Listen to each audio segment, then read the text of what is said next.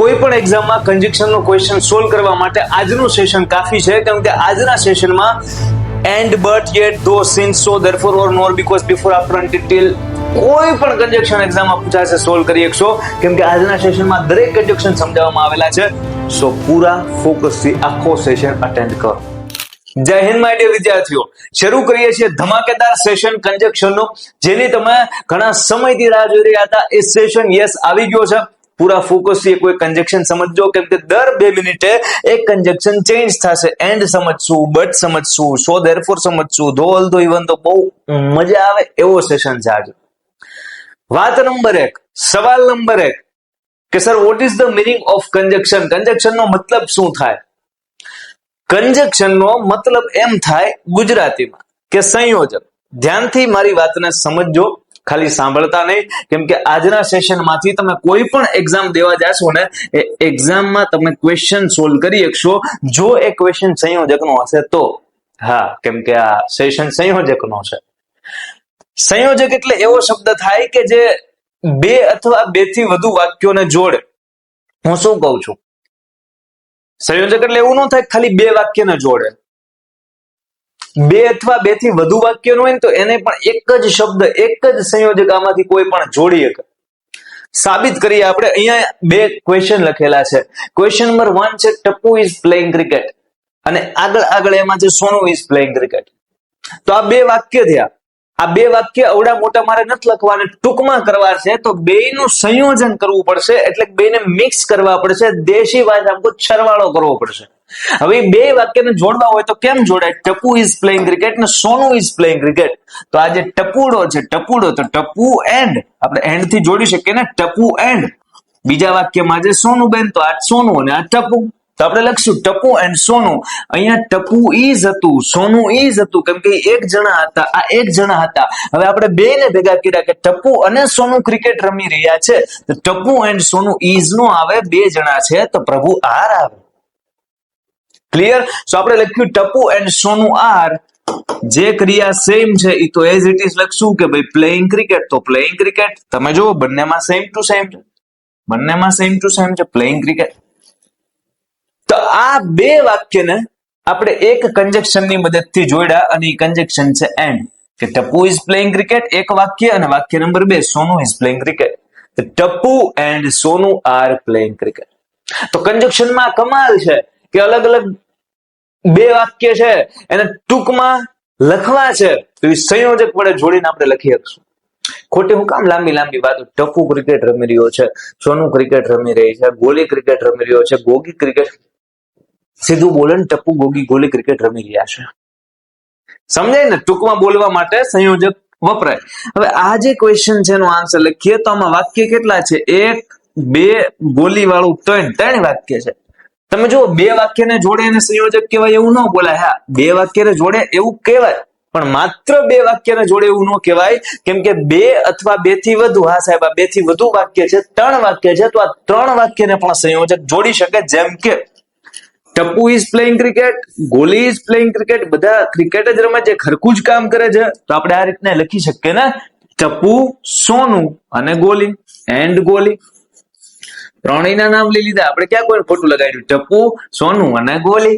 Tapu, Sonu and Goli R playing cricket. હો ગયા કામ, હો ગયા કામ.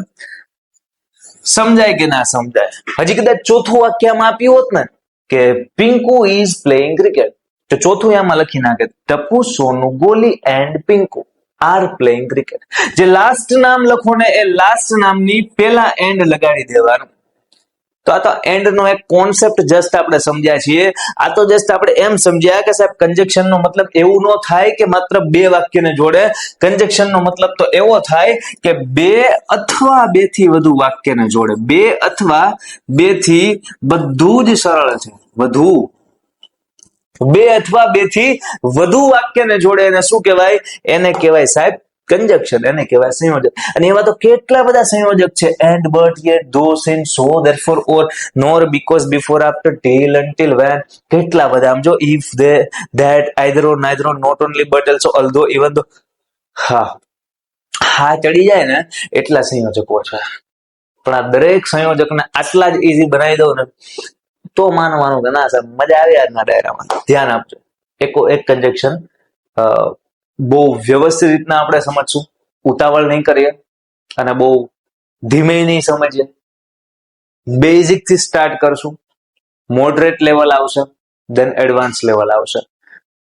દરેક મિનિટ દરમિયાન નહીં, દરેક સેકન્ડ દરમિયાન ફોકસ હોવું જોઈએ, કેમ કે તમે આ સેશન અટેન્ડ કરો છો તો એનો એક હેતુ છે કે આજના સેશનમાં તમને કન્જેક્શન આવડી જાય, ફાવી જાય, એક્ઝામમાં પૂછાય તો યસ સોલ્વ કરી શકો અને સાચા પડે. બરાબર? તો ફોકસ 100% જોશે. મારી તરફથી 100%ની ગેરંટી આપું છું, તમારી તરફથી તમે જોઈ લો. સૌથી પહેલું સંયોજક ભણીએ છીએ એન્ડ.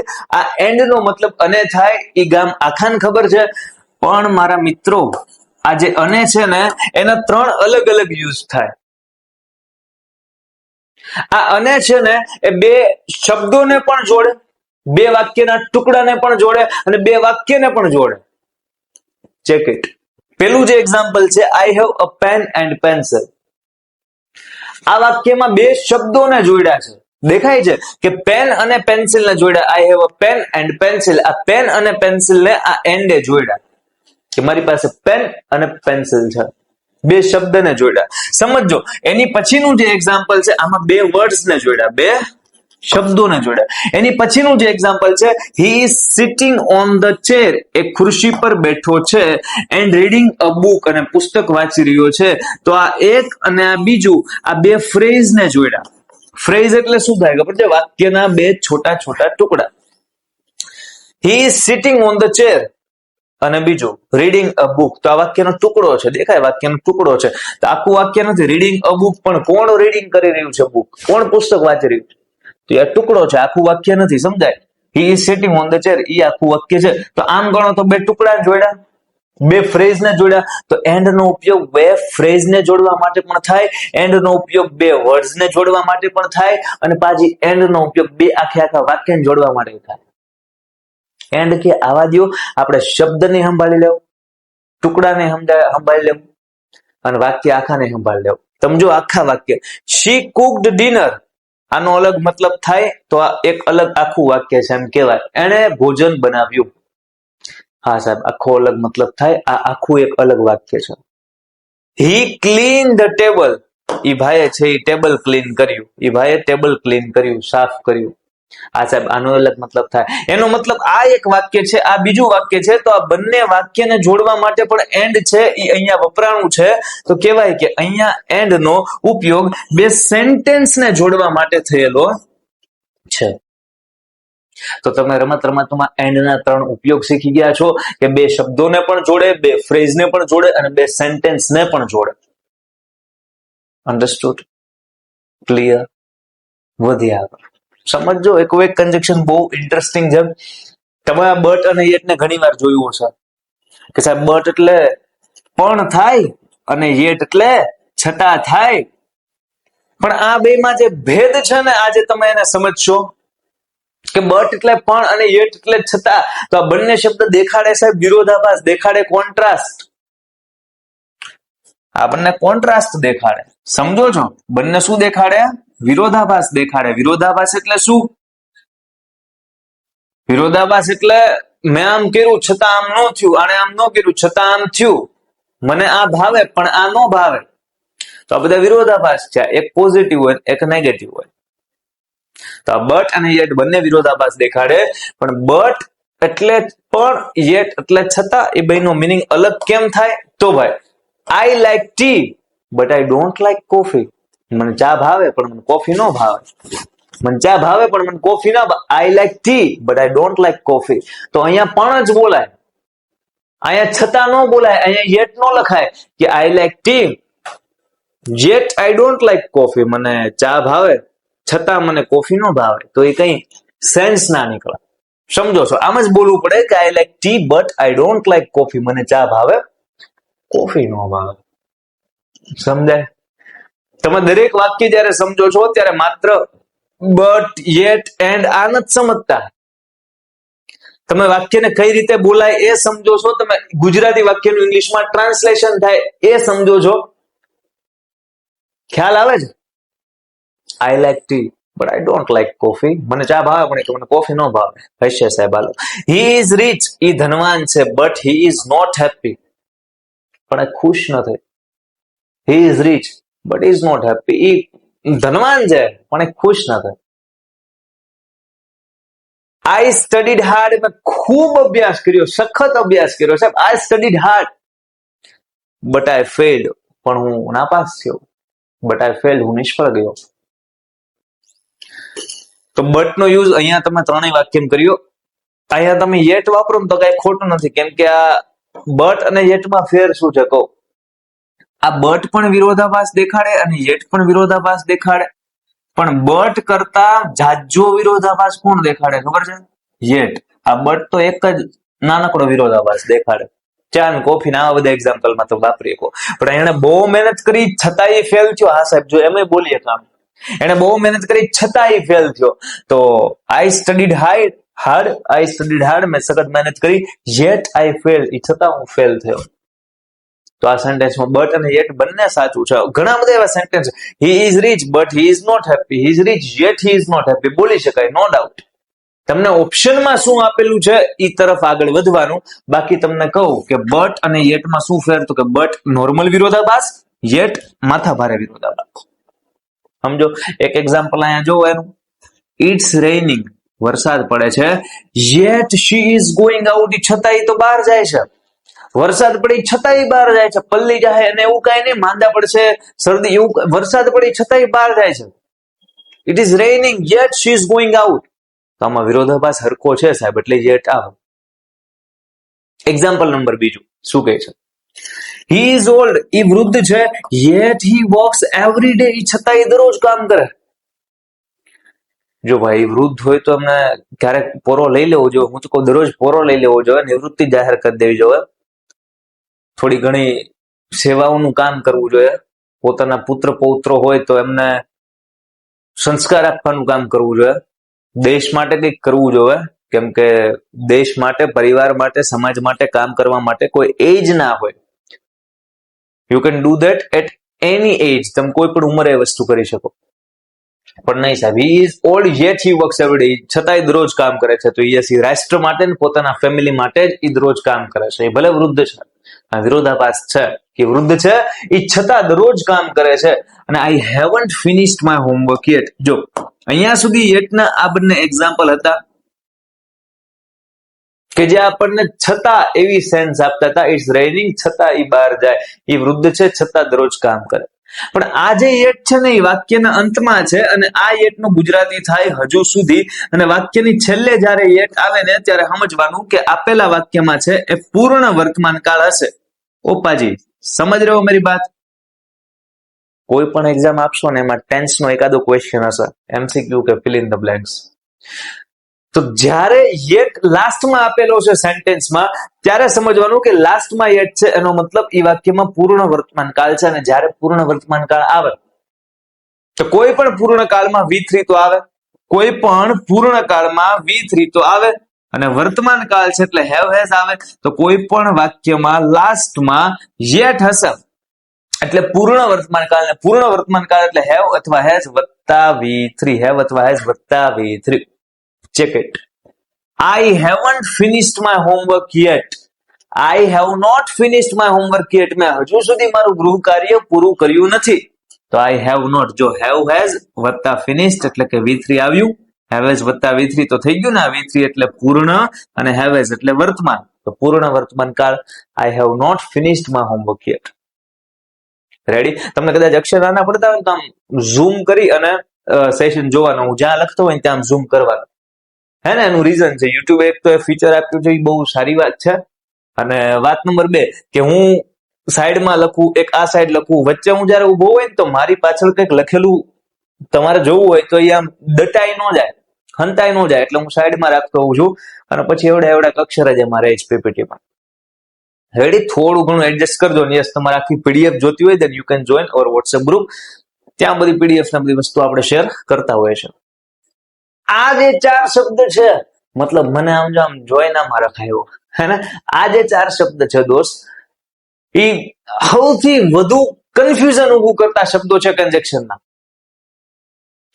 તમે ગમે નાથી ગમે એટલા ગમે એ રીતે કન્જેક્શન ભણ્યા હશો ને, તમને આ ચાર વચ્ચેનો ભેદ નહીં ખબર હોય, જો ખબર છે બહુ બહુ બહુ સરસ વાત કહેવાય દોસ્ત, કેમ કે નેક્સ્ટ લેવલનું ઇંગ્લિશ સુધી તમે પહોંચી ગયા છો.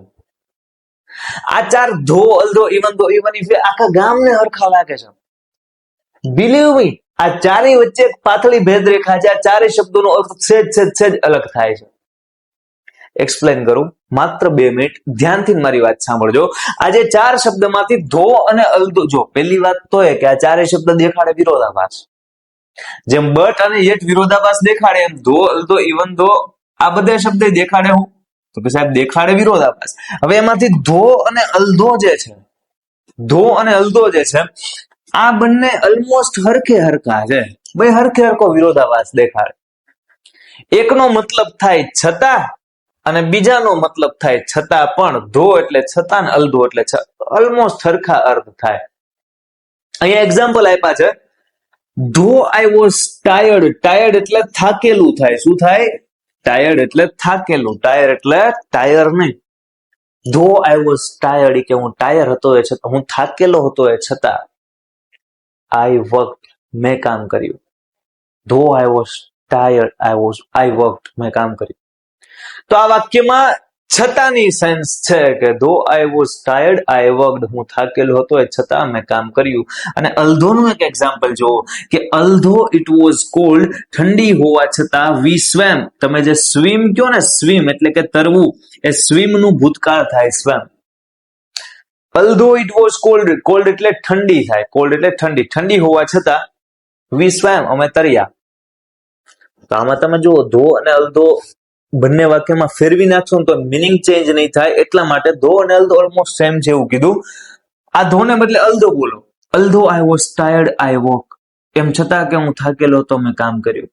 અહીંયા ધો લગાડી દો. ધો ઇટ વોઝ કોલ્ડ વી સ્વેમ, ઠંડી હોવા છતાં અમે તર્યા. તો બધું સાચું છે. તો ધો અલધોમાં કન્ફ્યુઝન થાય એવું કઈ છે નહીં. બે હરખું જ છે. ઓપ્શનમાં જે આપેલું હોય ટીક કરીને વ્યાવા. વાત ઇવન ઇફ માં અલગ ફર છે. આમ તો ઇવન ધો છે ને, ઇવન ધો, જો ઇવન ધો એને આમ સમજાય કે આ જે ધો અને અલધો છે એ બે કરતા થોડોક માથા ભારે વિરોધાભાસ દેખાડે. કોણ? ઇવન ધો. ઇવન ઇફ ની ગેમ આખી અલગ છે, ઘડી કરીને સમજો. ઇવન ધો થોડોક ભારે વિરોધાભાસ દેખાડે. તમે એક્ઝામ્પલ જોશો ને ત્યાં તમને સમજાઈ જશે કે આવું હું કેમ કહું છું. સમજો, even though he is rich, he begs. ઈ અમીર હોવા છતાં એ ભીખ માંગે છે. Even though he is rich, ઈ અમીર હોવા છતાં પણ હી બેગ્સ, બેગ એટલે ભીખ માંગવી થાય. જો આ બેગ નો અર્થ શું થાય? આ બેગ નો અર્થ થાય આપણો થેલો, આપણું દફતર, આપણું કિટ. અને આ જે બેગ છે એનો મતલબ થાય ભીખ માંગવી. શું થાય? ભીખ માંગવી.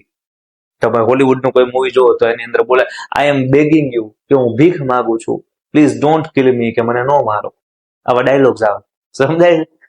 આપણા ડાયલોગ જ કઈક અલગ હોય. આપણા બોલીવુડના મૂવીના, હોલીવુડના મૂવીના ડાયલોગ કઈક અલગ હોય.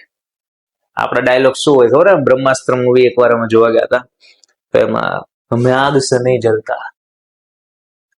ઘરે આવીને આપણે દુભાણા ન કરે, આપણે દાજી જાવી. સમજો? પણ વાત અલગ છે ભાઈ, હરેક ફિલ્ડના મૂવી. ઇવન ધો નો મતલબ થાય સ્ટ્રોંગર કોન્ટ્રાસ્ટ. છતાં પણ, મતલબ આ બંને કરતા વધુ કોન્ટ્રાસ્ટ દેખાડશે, વધુ વિરોધાભાસ દેખાડશે ઇવન ધો. કે even though he is rich, he begs, અમીર હોવા છતાં પણ ધનવાન, હી બેગ્સ તો ભીખ માગે. છો ને ભારે માયલો વિરોધાભાસ. અને હવે સમજીએ આ ચોથો શબ્દ જેનું નામ છે ઇવન ઇફ. આ ત્રણેય તો ક્લિયર કે ધો અલધો ઓલમોસ્ટ સેમ. ઇવન ધો છે એ આ બે કરતા માથા ભારે વિરોધાભાસ. ઇવન ઇફ છે ને, એમ ઇમેજિનેટિવ કોઈક સિચ્યુએશન તમે ઊભી કરી હોય ને, હાઇપોથેટિકલ કન્ડિશન, ત્યારે આનો ઉપયોગ કરવાનો. મતલબ એવું કઈ થયું નથી, બટ તમે એમ કહો છો આમ આમ આમ તો આમ. તમે એક્ઝામ્પલ જુઓ ને ભાઈ, ઇવન ઇફ આઈ વિન, કે હું જીતું ને તો પણ. હવે એ જીતો નથી પણ તોય તે બોલે જો, તમને જીતો હોય એમ જ લાગે. ઇવન ઇફ આઈ વિન, એ કે હું જીતું ને તો પણ આઈ વિલ સ્ટે હમ્બલ, હું તો એ કે વિનમ્ર રહું. Even if I win, I will stay humble, કે હું જીતું ને તો પણ આઈ વિલ સ્ટે હમ્બલ એટલે વિનમ્ર. તો વિનમ્ર રહો ભાઈ. હાઇપોથેટિકલ સિચ્યુએશન થઈ કે આવી ઘટના કોઈ થઈ નથી. આ ભાઈ કલ્પના કરે છે, ઇમેજિન કરેલી એક કન્ડિશન મૂકે છે. આવું કઈ થયું છે નહીં. તો ઇવન ઇફ તો સાવ ઈઝી નીકળ્યું, આપણે જેને અલગ માનતા હતા, અને ઈઝી જ છે ભાઈ. શું? એવી સિચ્યુએશન કે જે આમ કલ્પના કરેલી છે, ઇમેજિનેટિવ રીતે આપણે બનાવેલી છે, કે જો હું જીતું ને તો પણ ઇવન ઇફ આઈ વિન, તો હું જીતું તો પણ આઈ વિલ સ્ટે હમ્બલ, કે આપણે તો વિનમ્ર રહેશું. તો ક્લિયર છે ચારેય શબ્દ વચ્ચેનો ભેદ. યસ, કે ધો, અલ્ધો, ઇવન ઇફ માંથી ઇવન ઇફ કલ્પના વાળી હાઇપોથેટિકલ સિચ્યુએશન માટે, ધો અલ્ધો ઓલમોસ્ટ સેમ, અને ઇવન ધો આ બેયના મોટા ભાઈ. રેડી? વધીએ છીએ નેક્સ્ટ કન્જેક્શન તરફ. આ છે સો અને ધેરફોર. સો અને ધેરફોર દોસ્ત શું દેખાડે ખબર છે? પરિણામ દેખાડે. સો અને ધેરફોર દેખાડે પરિણામ, રિઝલ્ટ દેખાડે, રિઝલ્ટ. એક્ઝામ્પલ જુઓ શું કહે છે. The roads were wet. Wet એટલે ભીના થાય. રોડ્સ છે એ ભીના હતા. Therefore the match was cancelled. તેથી મેચ છે એ કેન્સલ થાય. The roads were wet, therefore the match was cancelled. તો તમે જો આ જે વાક્ય છે ને, એમાં એક હશે કારણ અને એક હશે પરિણામ. સો અને ધેરફોર જ્યાં આવે ને ત્યારે એક વાત સમજવાની, કે ધેરફોર અથવા સો પછી જે વસ્તુ હશે ને ઈ તમારું હશે રિઝલ્ટ, એટલે કે પરિણામ. ઈ હશે પરિણામ. અને એની પેલાનું જે વાક્ય હશે ને, ધેરફોર અથવા સો પેલા, ઈ હશે તમારું કારણ. ઇંગ્લિશમાં કહેવાય રીઝન. આમ જ હોય fix pattern. Rods were wet, road ભીના હતા, ઈ કારણ છે. એનું પરિણામ શું આવ્યું? તો કે તેથી મેચ કેન્સલ થઈ. તો હા સાહેબ, આ પરિણામ આવ્યું કે મેચ કેન્સલ થઈ. એનું કારણ શું? તો કે કારણ ઈ, રીઝન ઈ કે રોડ હતા ભીના. ઈઝી. તો અત્યાર સુધી તમે કન્જેક્શન ને ખાલી એમ સમજતા હતા કે સો અને ધેરફોર નો મતલબ થાય એટલા માટે અથવા તેથી. સો અને ધેરફોર નો મતલબ થાય શું? એટલા માટે અથવા તેથી. પણ આજે એ સમજો વિથ રીઝન, કોન્સેપ્ટ સમજો કે વાક્યમાં ક્યાં ગોઠવવામાં આવે છે, અને એની આજુનું એની બાજુનું આડોશી અને પાડોશી કોણ છે. તો કે ધેરફોર ની પછીનું જે વાક્ય હશે એ હશે રિઝલ્ટ, કેમ કે ધેરફોર અને સો બંને દેખાડે રિઝલ્ટ. અને સો ધેરફોર ની આ સાઈડનું જે વાક્ય હશે, પહેલાનું વાક્ય હશે, એ હશે રીઝન, કારણ. કેમ કે કોઈ કારણ આપશો તો જ એનું પરિણામ આપશો ને. જેમ કે હી ડીડન્ટ પે ધ ફીઝ. જો આને ડીડન્ટ નહીં બોલવાનું, હું બોલ્યો અત્યારના, પણ તમને સમજાય એટલા માટે. આ ડીડન્ટ નથી. જો એને આખા રૂપમાં આ રીતના લખાય, ડીડ નોટ. પણ ઇંગ્લિશ બોલવામાં ફ્લુએન્સી લાવ્યું હોય, speak like a pro, है ना? Then you should speak it like didn't. Didn't. It's not didn't. It's didn't. Didn't. આ didn't નથી. શું છે? didn't.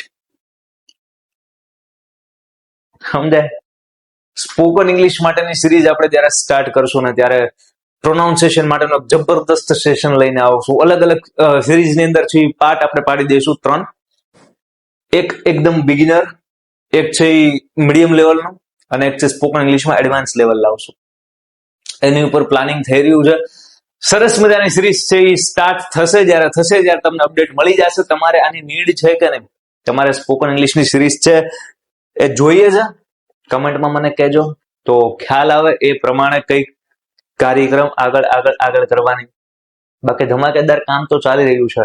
એ લેવલની આખી સિરીઝ ચાલુ થશે દોસ્ત, કે આખા ગુજરાતમાં અત્યાર સુધીમાં કોઈ એ લેવલનું પ્રીમિયમ કન્ટેન્ટ આપેલું નહીં હોય. ફોર શ્યોર ગેરંટી દઉં છું, છાતી ઠોકીને કહું છું. અન્ડરસ્ટુડ? સમજજો વાત. એટલે જબરદસ્ત ડાયરા હજુ થવાના છે. આ ડાયરા દરેક પ્રીમિયમ છે, પણ ફિલહાલ યુટ્યુબમાં ફ્રી છે. કે જો મને કમેન્ટમાં કે તમારે શું સ્પોકન ઇંગ્લિશ ની સિરીઝ છે, જોઈએ છે, શું કઈ રીતે સમજો. હી ડિડન્ટ પે ધ ફીઝ. એને ફી ભરી નહોતી. Therefore his admission was cancel. તેથી એનું એડમિશન છે એ કેન્સલ થયું. એને ફી નહોતી ભરી, તેથી એનું એડમિશન કેન્સલ થયું. અને એડમિશન કેન્સલ થયું ઈ પરિણામ છે, રિઝલ્ટ છે. અને એનું કારણ શું છે? તો કે એને ફી નહોતી ભરી છે. શી સ્ટડીડ હાર્ડ. એ સખત મહેનત કરી, એને બહુ અભ્યાસ કર્યો. સો શી પાસ ધ એક્ઝામ. તેથી એને એક્ઝામ પાસ કરી. સાહેબ એને બહુ મહેનત કરી, તેથી એક્ઝામ પાસ કરી. તો અહીંયા સો આવ્યું. I was tired. હું થાકેલો હતો. So I went to bed early. તેથી હું વહેલા હાર સુવા માટે વયો ગયો હતો. આઈ વોઝ ટાયર્ડ, હું થાકી ગયેલો હતો, તેથી I went to bed early, તેથી વહેલા હું સુવા માટે વયો ગયો.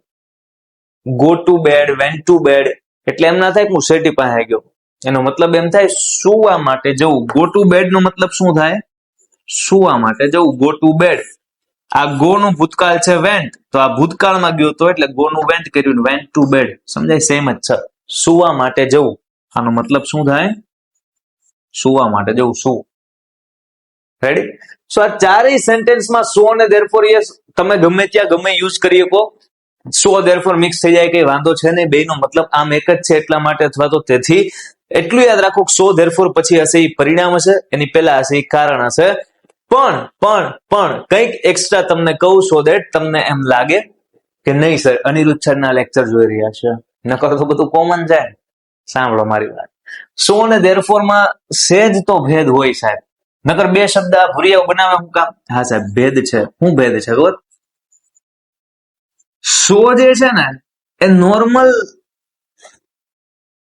રૂટીનમાં તમે બોલી શકો, જયારે કોઈ નોર્મલ આમ ફ્રેન્કલી વાત કરો છો ત્યારે. પણ આ ધેરફોર છે ને એ થોડુંક ફોર્મલ છે, એ નોર્મલ નથી. આ છે ફોર્મલ અને આ છે નોર્મલ. આ તો સમજ્યા કે નોર્મલ રૂટીનમાં આપણે વાત કરીએ કે ત્યારે વાત કરતા હોય ત્યારે યુઝ કરવાનું. આ થોડુંક ફોર્મલ એટલે કે પ્રોફેશનલ છે. કેવું છે? આ થોડુંક પ્રોફેશનલ છે.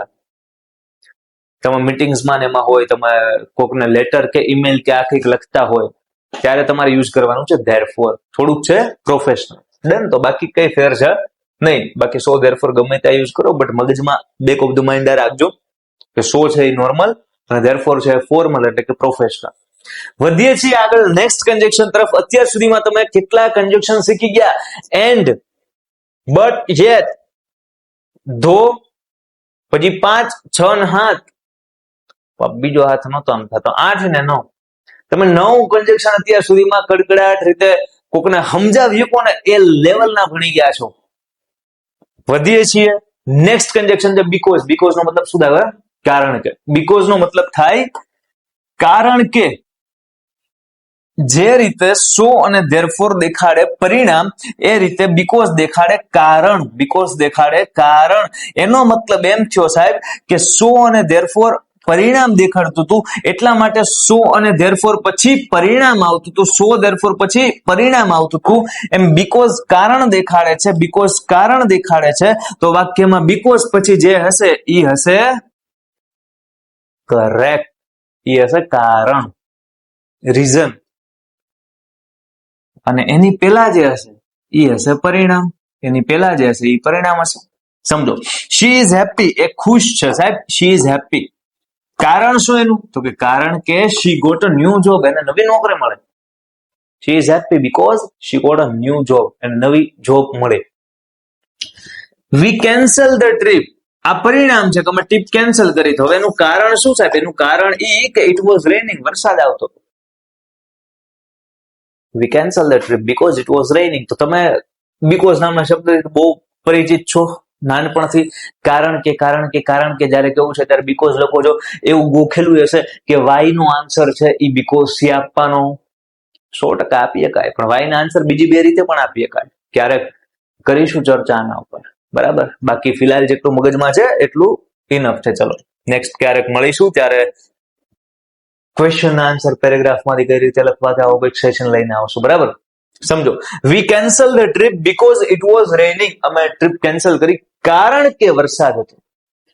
હી ડિડન્ટ ગો ટુ સ્કૂલ, એ સ્કૂલે ગયો નહોતો કારણ કે હી હેડ અ ફીવર, એને તાવ હતો. ફીવર એટલે થાય તાવ.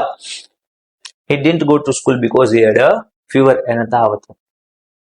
અમારા ક્લાસમાં હું નાનો હતો ને તો એક છોકરાએ જબ્બર બાનું આપ્યું હતું. મતલબ સાહેબે પૂછ્યું હતું કે કાલ કેમ નહોતો આવ્યો એમ. એ છોકરો શું બોલ્યો છે તમે વિચારો. એ છોકરો બોલ્યો પછી સાહેબ એને ઢીબો છે કાંઈ નેક્સ્ટ લેવલ ઢીબો. જે છોકરા શું કારણ આપ્યો છે તમે વિચારો.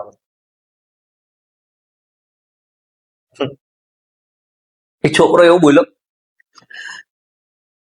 સાહેબ પેટમાં માથું દુખતું હતું.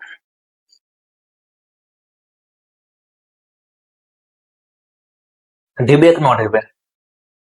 એને સમજાવતા ઢીબો છે. રગલા તને કા પેટમાં દુખે કા માથું દુખે? ભાઈ એક હારવાર ન દુખે તો હું કારણ બોલે જા થોડુંક વિચારીને તો બોલ ને ઢીબો દે બાગા જેવી આમ તો તાવ હતો આમ કે પેટમાં માથું નથી દુખતું. He didn't go to school because he had a fever. એ સ્કૂલે નથી ગયો કારણ કે ભાઈ એના તાવ હતો. સમજો તો આ દરેક સેન્ટેન્સ છે એમાં બીકોઝ નો યુઝ કારણ દેખાડવા માટે થયો કે બીકોઝ પછી આપણે કારણ એટલે કે રીઝન મૂક્યું. દેન તો ઈઝી છે. સો ધેરફોર બીકોઝ, સો ધેરફોર પરિણામ દેખાડે, બીકોઝ છે એ કારણ દેખાડે. અને નેક્સ્ટ શબ્દ છે સિન્સ અને ફોર. આ સિન્સ અને ફોર નામનો જે શબ્દ છે દોસ્ત, એ બંને સમય દેખાડવા માટે થાય. પણ કેવો સમય ખબર છે? કેવો સમય દેખાડવા? આ જે સિન્સ હોય ને, સિન્સ એ ચોક્કસ સમય દેખાડે. પાજી એકવાર સમજી લેજો, એકવાર સમજી લેજો, આ સિન્સ અને ફોર બંને સમય તો દેખાડે, પણ કેવા સમય? તો કે સિન્સ ચોક્કસ સમય અને ફોર છે ને એ ડ્યુરેશન ઓફ ટાઈમ એટલે કે સમયગાળો દેખાડે.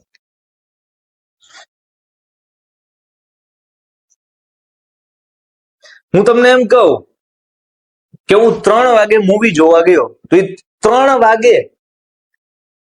એમાં સિન્સ આવે કે ફોર આવે? એ સમયગાળો છે, ચોક્કસ ટાઈમ છે. ચોક્કસ ટાઈમ છે સાહેબ એટલે સિન્સ આવે. ઓકે. અને હું એમ કહું કે મેં 3 કલાકનું મૂવી જો, આંકડો બે માં સેમ છે 3-3, પણ એકમાં 3 વાગે ગયો તો એ ફિક્સ ટાઈમ છે એટલે સિન્સ છે. એકમાં છે 3 કલાકનું મૂવી જોયું તો 3 કલાક એટલે શું થાય? તો કે સાહેબ આ 1 કલાક, આ બીજી કલાક, આ ત્રીજી કલાક, 1 2 3, આ 3 કલાક તમે મૂવી જોયું તો એ સમયગાળો થયો 1 કલાક, 2 કલાક, 3 કલાક, તો એમાં આવે 4. 2005 તો એ ચોક્કસ સમયગાળો થયો એટલે આવે સિન્સ. પણ એમ કહું કે 1 યર, 1 વર્ષ, તો 1 વર્ષમાં 12 મહિના હોય એટલે એ થાય 4. અચ્છા 1 મંથ, 1 મંથ 1 મહિનો, તો 1 મંથમાં 30 ડેઝ હોય, 31 ડેઝ હોય, 28 ડેઝ હોય, તો એ દિવસો છે એ સમયગાળો છે. અચ્છા 1 ડે તો એમાં સિન્સ નો આવે, એમાં 4 જ આવે. કેમ? તો કે 1 ડે તો એની અંદર 24 કલાક હોય, એક દિવસમાં 24 કલાક હોય તો એ સમયગાળો. અચ્છા 1 hour એમાંય 4 આવે. કેમ? તો કે 1 કલાકમાં 60 મિનિટ હોય, 1 મિનિટ તો એમાં 60 સેકન્ડ હોય, 1 સેકન્ડ તો એ પણ સમયગાળો છે, 1 સેકન્ડ અમુક માઇક્રો સેકન્ડ ની બનેલી હશે. ખ્યાલ આવે? પણ એમ કહું કે સાંજે 6 વાગે લેક્ચર આવશે તો 6 વાગે ચોક્કસ ટાઈમ થયો એટલે ત્યાં આવે સિન્સ. સવાર મોર્નિંગ તો ત્યાં આવે સિન્સ, સાંજ ઇવનિંગ તો ત્યાં આવે સિન્સ, સમર તો ત્યાં આવે સિન્સ, મોનસૂન તો ત્યાં આવે સિન્સ. ચોક્કસ સમય જાય. એક્ઝામ્પલ જોવો એટલે તમને ખ્યાલ આવે. I have lived here since 2010 તો આ ચોક્કસ સમય થયો એટલે સિન્સ આવ્યું. She has been studying since morning કીધું સવાર પહેલા સિન્સ આવે કેમ કે આ ચોક્કસ છે. સવાર એટલે તમે થોડા કહી શકશો 2 કલાકની સવાર હોય, 4 કલાકની સવાર, વહેલા તડકો આવી જાય. સમજો એવું ન હોય કે આમ સમયગાળો નથી. સવાર એવું છે, ચોક્કસ છે. સવાર, સાંજ, બપોર, રાત ચોક્કસ છે એટલે since. I have lived here for 10 years તો આ 10 વર્ષનો સમયગાળો થયો. 1 2 3 4 5 6 10 વર્ષનો સમયગાળો એટલે સમયગાળામાં આવે 4. સમયગાળામાં આવે 4. She studied for 3 hours તો 3 કલાક એટલે 1 કલાક, 2 કલાક ને 3 કલાકનો સમયગાળો થાય એટલે આમાં પણ આવે 4. ઈઝી. સરસ મજાના ટેબલ થી આ સમજાવેલું છે કે સિન્સ પોઈન્ટ ઓફ ટાઈમ દેખાડે અને ફોર પીરિયડ ઓફ ટાઈમ અથવા ડ્યુરેશન ઓફ ટાઈમ દેખાડે. પોઈન્ટ ઓફ ટાઈમ એટલે શું ખબર છે? સિન્સ એમ કે હું આમ પોઈન્ટ ઓફ ટાઈમ ચોક્કસ સમય દેખાડે, એ જ લખ્યું છે. અને ફોર પીરિયડ ઓફ ટાઈમ એટલે શું ખબર છે? આમ ડ્યુરેશન દેખાડે, સમયગાળો દેખાડે. જેમ કે 5 વર્ષ જેટલો સમય, 2 દિવસ જેટલો સમય, ફોર એન આર એટલે કે 1 કલાક જેટલો સમય. અને સિન્સમાં ચોક્કસ સમય જેમ કે 1995 થી સોમવાર થી સવાર, આ ચોક્કસ સમય છે. સોમવાર એટલે તમે એને કઈ કલાકોમાં નહીં વેચવાનું સાહેબ. સોમવાર એટલે દિવસ છે, 1 દિવસ 24 કલાક એમ નહીં લઈ આવવાનું.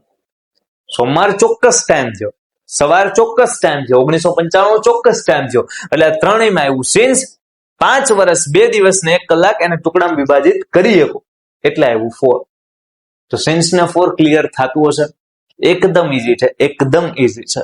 નેક્સ્ટ કન્જેક્શન આપણું છે ઓર, આઈધર ઓર અને નાઈધર નોર. બટ આ કન્જેક્શન આપણે અત્યારના ભણશું નહીં. આપણે આજે આટલા કન્જેક્શન રાખીશું.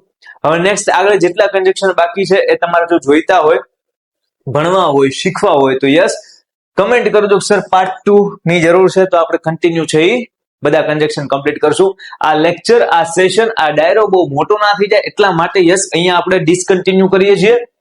પણ તમારે જરૂર હશે કે સર બધા કન્જક્શન સમજાવો, અહીંયા સુધી વસ્તુ સમજાણી છે, અને આ જ રીતે કોન્સેપ્ટ ક્લિયર કરવા માટે બાકીના કન્જક્શનનું એક સેશન લાવો, પાક્કું લાવીશું. આજનો કાર્યક્રમ અહીંયા સુધી રાખીએ છીએ. મળીએ છીએ નેક્સ્ટ ડાયરામાં. ચેનલ સબસ્ક્રાઇબ ના કરી તો સબસ્ક્રાઇબ કરી શકો છો, કેમ કે તમારા માટે અનિરુદ્ધ સર ઇંગ્લિશ ચેનલ જે છે એ છે તમારું સ્પોકન ઇંગ્લિશ બેટર કરવા માટે છે, તમને લાઈવ પ્રેક્ટિસ કરવા માટે છે, તમને અઘરા કોન્સેપ્ટ દેશી ભાષામાં સમજાવવા માટે છે, મજા કરવા માટે છે. તમને કઈ મજા ના આવતી હોય, તમને કાંઈ ગમતું ન હોય, ગમે લેક્ચર ચાલુ કરીને આમ બેસી જવાનું, શાંતિથી સાંભળવાનું, ડાયરામાં મજા આવશે એ વાતની ગેરંટી છે. કઈ નોટ ડાઉન હારવાર કરતું જવું નથી, કાંઈ પાકું કરતું જવું નથી, શાંતિથી લેક્ચર આમ એન્જોય કરો, ફ્રી ટાઈમમાં જો મજા આવશે. નોટિફિકેશન બેલ છે ને ઓન કરી શકો છો, સો દેટ તમને અપડેટ્સ મળતી રહે કે ભાઈ આ લેક્ચર છે અપલોડ થઈ ગયો છે, આ લેક્ચર છે આવવાનું છે. આ ચેનલમાં ક્વિઝ પણ શરૂ હોય છે, ડેઈલી 4-5 ક્વેશ્ચન ક્વિઝ, તો તમે એ પણ અટેમ્પ્ટ કરશો તો કોન્ફિડન્સ આવશે. જે ક્વેશ્ચનનો આન્સર તમે એમાં ખોટો ફિલઅપ કરશો તો નીચેનું રીઝન પણ લખેલું હશે કે ભાઈ આનો ઓપ્શન આ આવે, શા માટે, એનું કારણ આ છે, આમાં આ કોન્સેપ્ટ છુપાયેલો છે, અને દેશી ભાષામાં સમજાવેલો હશે. મળીએ છીએ નેક્સ્ટ ડાયરામાં. આજનો કાર્યક્રમ અહીંયા સુધી. જય હિન્દ, જય ભારત.